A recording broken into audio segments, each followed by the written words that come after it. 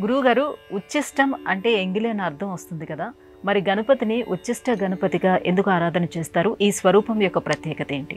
ఉచ్చిష్టము అంటే ఎంగిలి, బాణోచ్చిష్టం అని వాంగ్మయంలో ఒక మాట ఉంది. అంటే బాణుడు అనేటువంటి వాడు తను రాసినటువంటి కాదంబరి అనేటువంటి కావ్యంలో రాయనటువంటి భావాలంటూ ఏమీ లేవుట, అన్నీ రాశాడు. ఇక కొత్తగా ఎవరైనా ఆ తర్వాత కవులు వస్తే ఆయన రాసిన దాన్ని ఏదో రాముడు అడవికి వెళ్ళాడంటే అడవికి రాముడు వెళ్ళాడని చెప్పి పదాలని ముందుకి వెనక్కి పెట్టడమే. అంటే ఏవైతే భావాలు ఉన్నాయో, ఏవైతే వాక్యాలు ఉన్నాయో అన్నీ ఆయన రాసేసాడు. కొంతమంది వ్యాసోచ్చిష్టం అంటారు. అంటే వ్యాసుడు అన్నీ రాసేసాడు. వ్యాసుడి నుంచి తర్వాత ఉన్నటువంటి కవులు ఇప్పుడు ఎవరైతే ఉన్నారో రచనలు చేసిన వాళ్ళందరూ కూడా ఆయన చెప్పిన దాన్ని ఏదో కొత్త రకంగా ఆలోచించి కొత్త ఊహని కొంత జోడించి చెప్పటమే. మరి ఆ రకంగానే ఈ లోకంలో ప్రతి అక్షరం కూడా ఉచ్చిష్టమే. ప్రతి అక్షరం ఉచ్చిష్టం అంటే ఏంటి? మనం పలుకుతున్నామండి, అక్షరాన్ని మనం పలుకుతున్నామంటే అది ఎంగిలి అవుతుంది. మన నాలిక మీద అది ఎంగిలి అవుతుంది. ఎంగిలి అవుతున్నటువంటి ప్రతి అక్షరము కూడా అది ఉచ్చిష్టం. ఆ అన్నాం. ఈ ఆని మీరు ఆ అంటున్నారు, నేను ఆ అంటున్నాం, వారు ఆ అంటున్నారు, ప్రతి వాళ్ళు కూడా ఆ అనే అక్షరాన్ని పలుకుతున్నారు. అంటే ఆ అనే అక్షరం అనేక మంది దగ్గర ఎంగిలవుతోంది. కానీ ఎంగిలైనంత మాత్రాన దాని పవిత్రత ఏమీ తగ్గదు. ప్రతి అక్షరము ఎంగిలి, ఉచ్చిష్టమే, కానీ అది ఉన్నతోన్నతమైనది. కాబట్టి ఒక పురాణంలో ఈ ఉచ్చిష్ట గణపతి యొక్క స్వరూపాన్ని పేర్కొంటూ ఏమని చెప్పారంటే, నోరు అనేటువంటి ఈ రంధ్రంలో నాలుక అనేటువంటి ఈ కవ్వంతో తిరిగేటువంటి ఈ ఉచ్చిష్ట గణపతికి నేను నమస్కారం చేస్తున్నాను అని.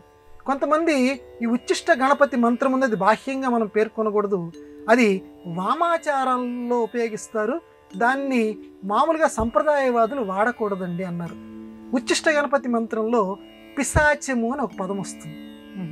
పిశాచ, సాధారణంగా పిశాచము అనేసరికి వామాచారం అంటే ఏంటంటే ఈ శ్మశానాల్లో పూజలు చేసేటువంటి వాళ్ళు, వాళ్ళకి సంబంధించినటువంటి ఆచారాలు, అది వామాచారం అంటారు. వాళ్ళు వాడతారండి ఉచ్చిష్ట గణపతి మంత్రాన్ని, మనం వాడకూడదన్నారు. కాదు నాయన, ఈ పిశాచం అంటే భయపడక్కర్లేదు. మనకు ఉన్నటువంటి తెగల్లో దేవతలు, రాక్షసులు, యక్షులు, కుబేరులు, ఆ తెగల్లోనే పిశాచాలని ఒక తెగ ఉంది.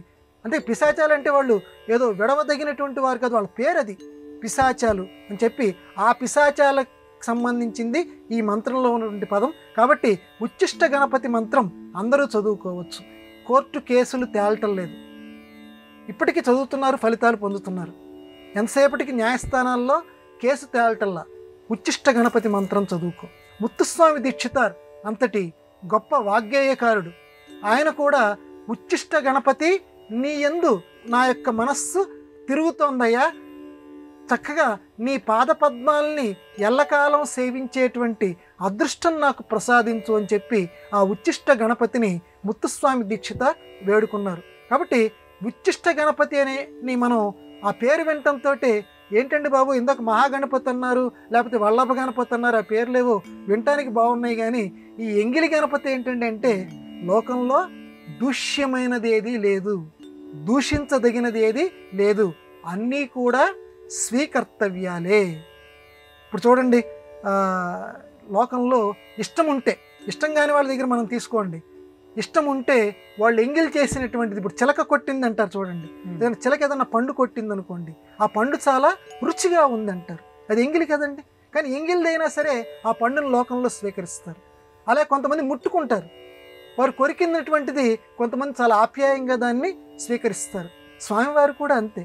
ఆ ఉచ్చిష్ట గణపతి ఇచ్చినటువంటి ఆ నైవేద్యం ప్రసాదాన్ని, అంటే నైవేద్య ప్రసాదం అంటే అక్షరం, అంటే ఆ నామం, ఆ నామాన్ని మనం కూడా ఉచ్చరిస్తే ఆ ఉచ్చిష్ట గణపతి యొక్క అనుగ్రహం మనకి కలుగుతుంది. కాబట్టి ప్రధానంగా ఉచ్చిష్ట గణపతి రూపంలో ఉన్నటువంటి సందేశం ఏంటంటే, లోకంలో హీనంగా దేనిని చూడకు, ఎంగిలి అని పక్కన పెట్టకు, అన్నీ నా స్వరూపాలే.